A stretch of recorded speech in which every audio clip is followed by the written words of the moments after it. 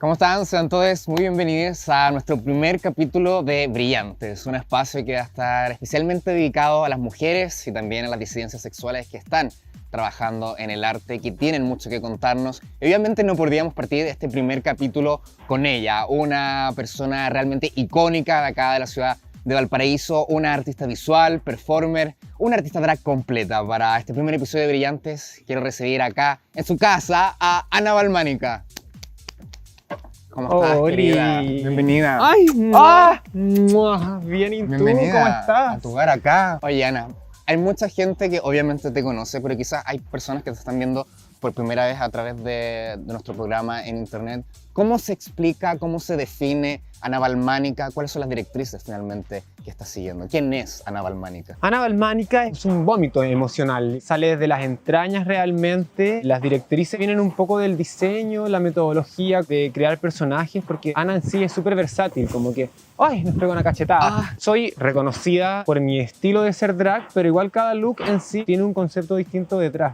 Entonces creo que la mayor característica de mi personaje es eso, la versatilidad. ¿Cuánto tiempo de existencia lleva Ana Balmánica y de dónde también vas sacando las referencias para cada look? Ana lleva 7 años ya con vida y la verdad es que empezó como un accidente. Nunca tuve la decisión y dije así como hoy voy a hacer drag, sino que empezó porque a mí siempre me gustó un poco el mundo del disfraz, la producción. Ya. También siempre fui como de género fluido, nunca fui tan encasillada como en cosas de hombre o mujer. Y de pronto con unos amigos hicimos una fiesta Ya. de transformistas. Ya. Y ahí todas nos dragueamos y eso fue cuando se murió hija de perra, como en honor a ella hicimos esta fiesta.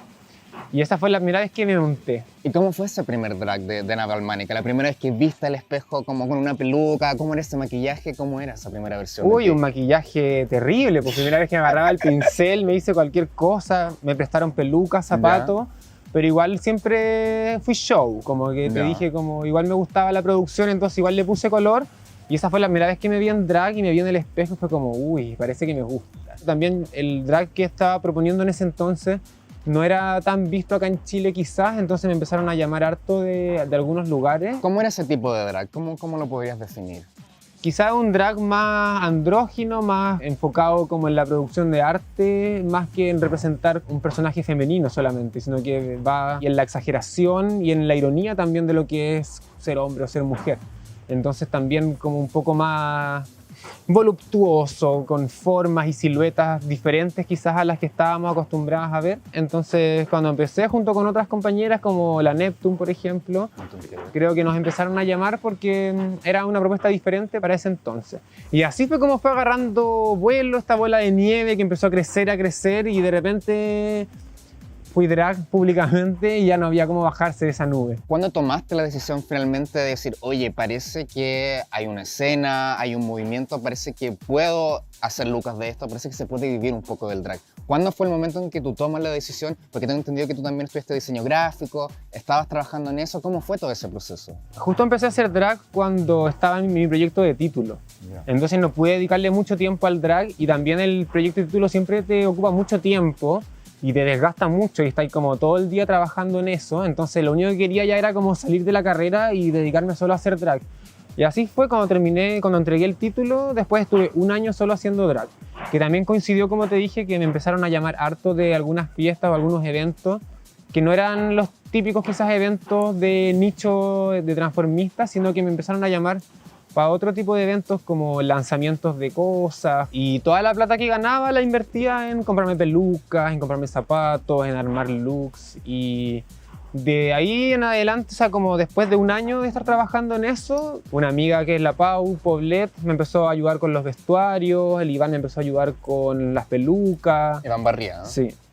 Lian, que era también el coreógrafo, es que es coreógrafo y también trabajaba en Lemon, nos ayudó un poco como con la puesta en escena de las performances. Entonces igual se armó un equipo que ayudó a que Ana Balmánica se levantara también. Claro, y no solamente Ana Balmánica, porque finalmente acá se fue configurando una nueva escena como del drag acá en Chile. Tú también fuiste parte de eso. ¿Cómo lo empezaste a ver y cómo era quizás las diferencias que notabas con el drag que se hacía anteriormente en Chile? ¿Cómo era un poco todo eso? Creo que en un comienzo fue como que nosotras, las nuevas, veníamos quizás con esta energía también como de hacer cosas y de hacer cosas diferentes, Entonces creo que nos tuvimos que buscar nuestros propios escenarios también porque queríamos hacer cosas diferentes y en los escenarios que ya existían era un poco más limitado el cómo había que verse, el qué era lo que había que hacer y también porque ya eran lugares que estaban como cerrados con sus propias transformistas. Entonces nosotros tuvimos que empezar a buscar otros espacios quizás, aliarnos.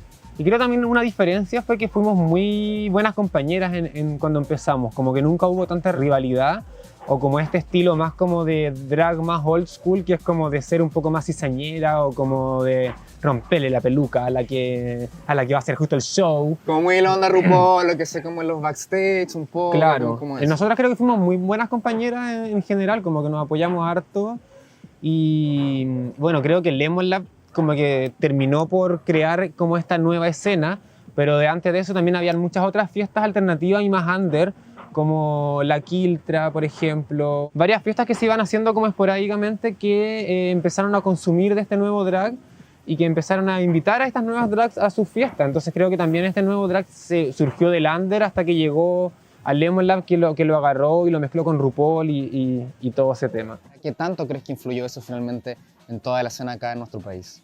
Creo que se abrieron las puertas del hecho de que el drag se hiciera mainstream, porque en el fondo apareció The Switch en la tele. Entonces también se entendió el drag como un arte de interpretación y se empezaron a dejar un poco de lado los prejuicios que existían antes, como de que a la drag se le podía tratar como payaso circo. Nos invitaban para entretener, pero no teníamos un espacio, no teníamos que ir a presentar nuestros shows, sino que teníamos que estar ahí dando vueltas por la fiesta para que la gente prácticamente se riera un poco de nosotros. Entonces de a poco se fue como impulsando el respeto también y gracias también de la mano a que apareciera en la tele y fuera más visto, la gente lo empezó a reconocer, como te decía, como un arte y creo que eso también abrió hartas puertas a llevarlo a no solamente discos, sino que eventos, lanzamientos de cosas, publicidad también.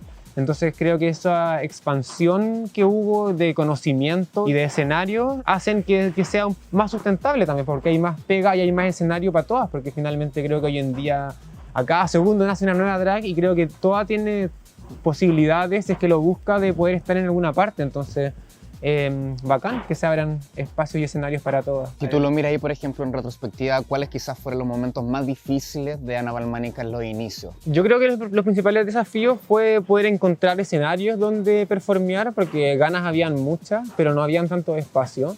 Entonces, como que casi que había que impulsar y cachar quién hacía las fiestas y decirle, oye, podría hacer un show en tu fiesta. Y como había que abrirse uno misma al espacio, generalmente no había plata de por medio, ¿cachai? O te ofrecían 10, 15 lucas, que era como para tomarte el taxi, entonces se veía difícil en realidad como el cómo hacer esto que me gusta tanto, pudiendo ganar un poco de plata para poder como seguir hacerlo trabajando. Sustentable en el fondo, porque verse tan bella igual a veces requiere... Pero por supuesto. Claro, mira. Había que ingeniarse el ingenio drag, ¿no? Así Exacto. como la creatividad, ¿cómo tratabas de hacer explotar tu creatividad quizás cuando los recursos al principio no eran tantos? Es que el drag siempre se trata como de hacer ver caro lo barato, creo yo. Como que si es que iba a la feria siempre veía que cosas podía como intervenir, como de encontrar cosas botadas en la calle, de robarle cosas a mi amiga, a mi mamá. Siempre había muchas posibilidades, también los maquillajes, o sea, al principio todo chino, para ir también cachando la mano, viendo como qué colores te gustan más y de a poco va como generando un poco más de recursos para poder comprarte una paleta que te guste un poco más, que sea de mejor calidad. Y lo mismo con la ropa, pero creo que en verdad el reciclaje y el ingenio también son la clave para poder como levantar un personaje desde la ceniza. ¡Eso! Y ahora yo veo perfección, divina, diosa, todo. Pero al principio quizás, ¿cómo era? ¿Cuánto te costaba alguna parte más en particular o cómo lo hacías? ¿Cómo aprendiste? Mira, yo soy súper obsesiva en general y perfeccionista. Siempre me creí y me sentí regia. Eso. Y ahora veo esas fotos antiguas y digo, ¡ay, pero qué fea! Pero lo bacán es que igual en el momento yo me sentía regia igual y ahora, claro, veo las fotos y digo, bueno, no era tan regia, pero porque también el tiempo habla por sí solo, pues, ¿cachai? Como el ir trabajando, ir practicando, ir puliendo. Y como te decía, soy muy perfeccionista, entonces empecé viendo algunos tutoriales, mirando a otras travestis cómo se maquillaban ellas, cachando cómo ocupaban la esponja. Fui como puliendo parte por parte, hasta encontrar como el total. ¿Cuánto te demoras en hacer Ana Balmánica por completo? Mira, lo curioso es que desde que empecé ¿Ya? hasta el día de hoy me sigo demorando 4 horas. ¿En serio? Sí, entre ¿Ya? 4 y 5 horas. Y eso que supuestamente he mejorado, he aprendido nuevas técnicas, me salto muchos pasos y no entiendo cómo me sigo demorando lo mismo. ¡Qué dura! ¿Por qué? Yo creo que puedo estar todo el día maquillándose. Finalmente hay como detalles, como la rayita blanca. En verdad yo podría como odiarlos porque finalmente creo que en las cámaras o como que en vivo hay muchos detalles que no se aprecian, Claro. pero finalmente detalle sobre detalle creo que construyen como el total que hace que se vea como más perfecto. Oye, otro tema que está súper importante que lo habíamos conversado un poquitito ahora, tú te viniste hace 2 años a Valparaíso, justo antes del estallido social. ¿Cómo tomaste la decisión finalmente de venir para acá? Bueno, tomé la decisión porque hace rato que estaba un poco como hostigada de Santiago, como de estar siempre arriba de la pelota, como de muy exitista, muy competitivo, y en verdad uno tiene objetivos en la vida, pero que a veces no es necesario llegar por el mismo camino al destino final. Entonces lo hice un poco por eso, y justo llegó el estallido social, después la pandemia, entonces fue como cambio de vida de 180 grados, como fue para todo el mundo, pero yo además estaba como en otra ciudad a la que había acostumbrado a vivir. Quizás no hubiese sido tan rápida mi inserción a la ciudad si es que no hubiese tenido el estallido social de por medio. Creo que tuve un muy buen recibimiento en realidad de la gente en general acá en Valparaíso. También creo que tiene que ver con la postura con la que yo llegué, que nunca llegué así como altanera diciendo ay, soy Ana la santiaguina que viene a instalarse acá en Valparaíso. No, como que yo siempre... No, pero que se te dice esa, no me la traigan más. No, me la por traigan más. favor. No, siempre llegué como más como receptiva también, como sabiendo que venía una escena distinta, una escena travesti porteña muy distinta también y mucho más power que la de Santiago, quizás en sentido como de más callejera y todo eso. Entonces yo llegué como a aprender y creo que eso también fue como que tuvo una buena acogida de la escena de acá.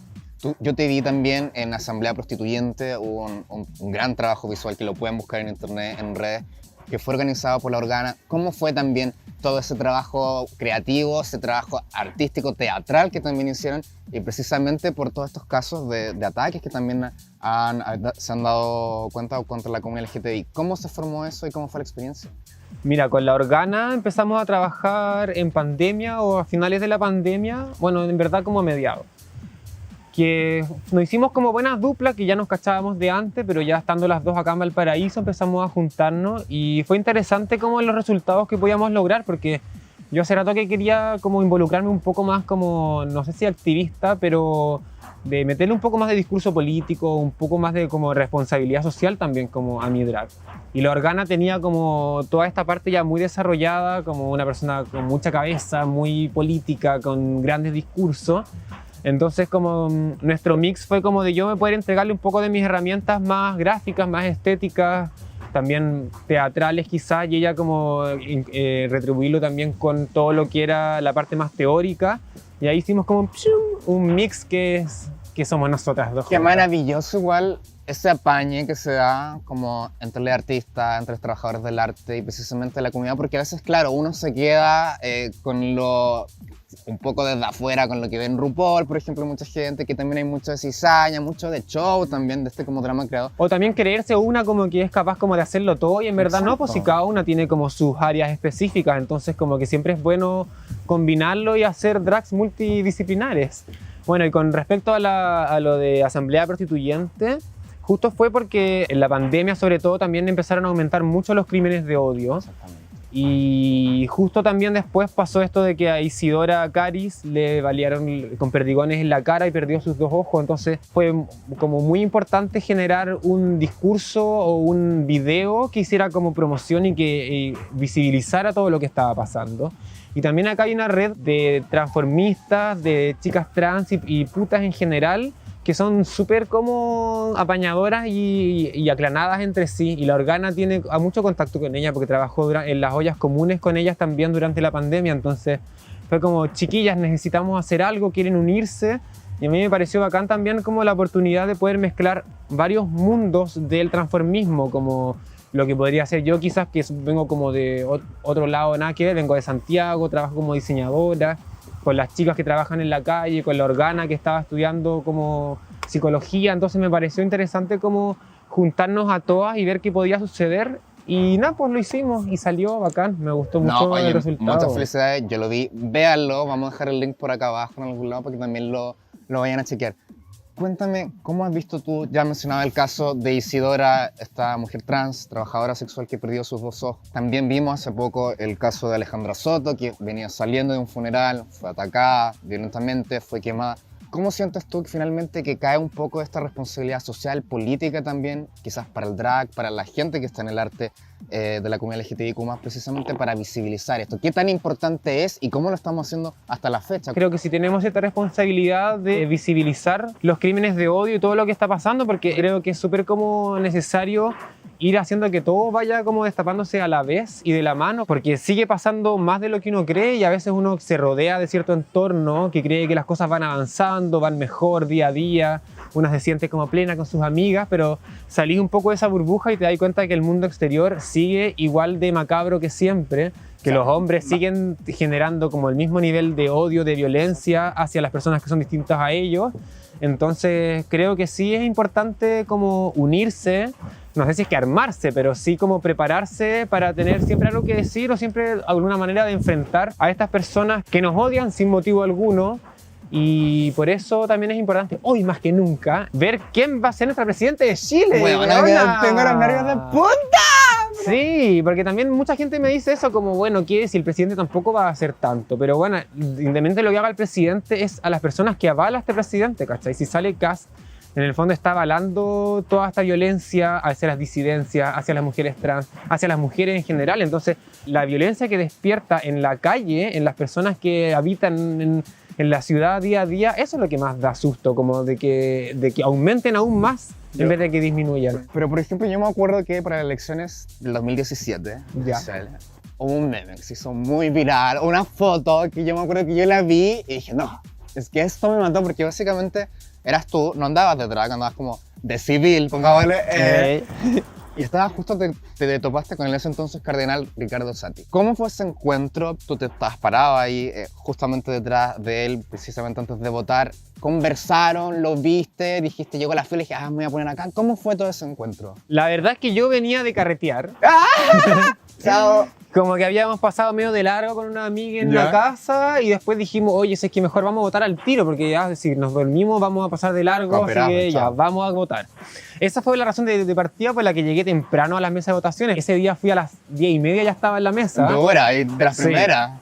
Y llegué y había muchas cámaras. Y dije, ay, me estaban esperando. La cosa es que llego a la fila y de repente veo que delante de mí, porque no fue como que yo lo vi y dije, me voy a parar acá, sino que de repente estaba en la fila, así, conversando con una amiga, y de repente me doy vuelta y cacho que adelante mío había un crucifijo, un cura, ¿cachai?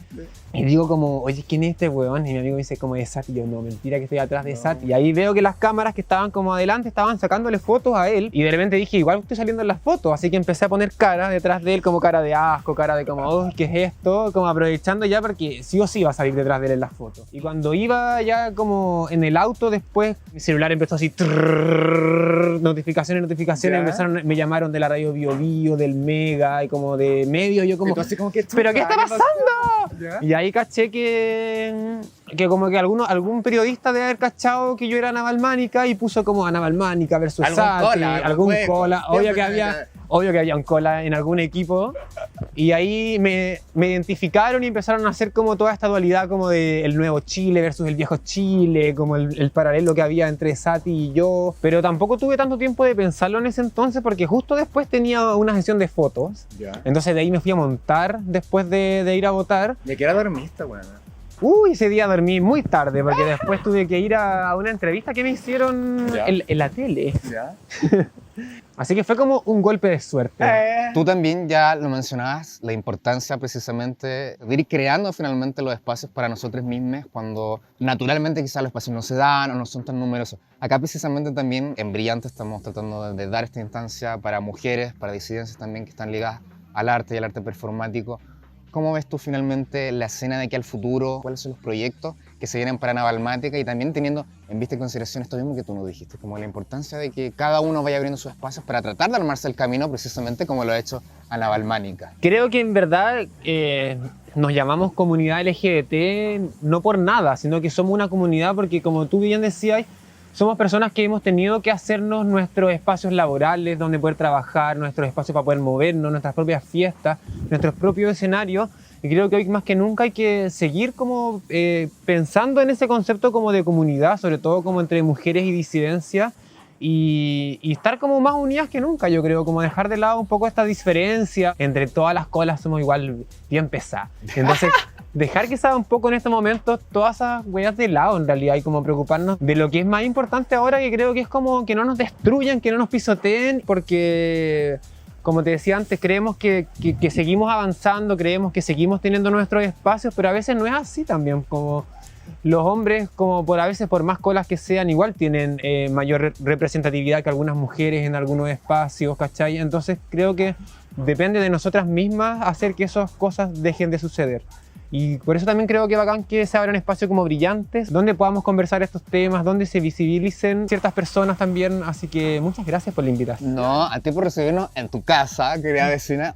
Y por último, un mensaje que le quieras transmitir a todas las mujeres, colas, travestis, trans, trabajadores sexuales que no pueden estar viendo a través de las pantallas de Brillantes. No, el mensaje creo que ya lo he dicho todo el rato en realidad, que son como de permanecer unidas, de dejar de lado las diferencias y de empoderarnos cada vez más y salir como queramos a la calle, que nadie nos diga nada y menos ahora callarnos ni camuflarnos ni disfrazarnos de normalidad, porque eso nunca existió en nuestras vidas. Exacto.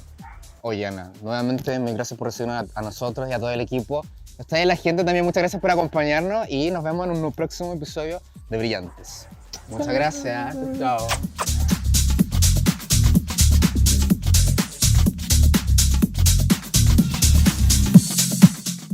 Nosotros nos vamos a tomar un té porque estamos cagados de frío, weón. ¿Dónde está la cocina por aquí? Ah, por acá aparece. Tenemos en el parapente. ¡Ah! ¡Chao!